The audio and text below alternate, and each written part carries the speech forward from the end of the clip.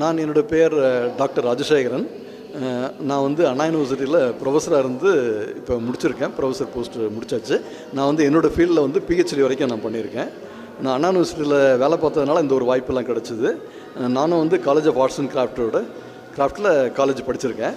படிச்சுட்டு post graduation முடிச்சுட்டு அப்புறம் அண்ணா யூனிவர்சிட்டி பிஹெச்டியும் படித்து டாக்டர்ன்ற ஒரு என்னோடய ஸ்கூல் லைஃப் நான் 11th ஸ்டாண்டர்ட் 10th ஸ்டாண்டர்ட்லாம் படிக்கும்போது நான் இவங்களோட கொண்டைராஜு ராமலிங்கம் அவரோட ஒர்க்கெல்லாம் பார்த்து நிறைய இன்ஸ்பயர் ஆகி நிறைய ட்ராயிங் பண்ணியிருக்கேன்.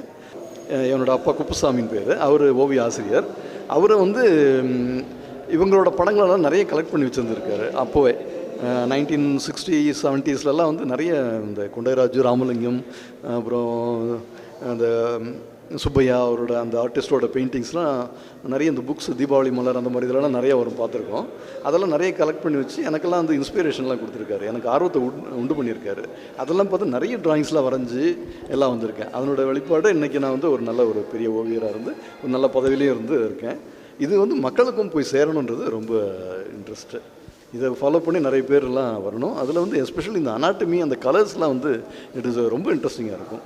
அந்த டிவைன் கேரக்டர்ன்றது இதில் வந்து ஒரு முக்கியமான விஷயமாக நான் பார்க்குறேன்.